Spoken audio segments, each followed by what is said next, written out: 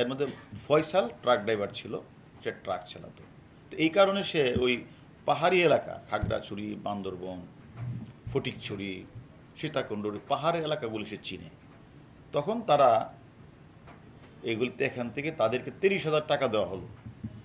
ওই যে শাহিনীর যে বাসার যে মানে যে সিকিউরিটি গার্ড, সে তাকে দুইজনকে 30,000 টাকা দিল যে এই মুহূর্তে তোমরা সরো। তখন তাদের মোবাইল বন্ধ হয়ে যায়। ওই 30,000 টাকা নিয়ে দুইজনে তারা চলে যায় হলো এখানে।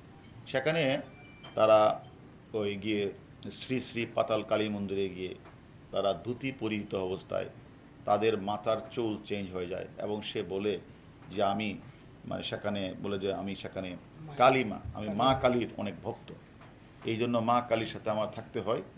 এই জন্য সে ওই ধুতি পরে সে মানে শ্রী শ্রী পাতাল মন্দিরে, কালী মন্দিরে সে থাকে আর খুব ভক্ত।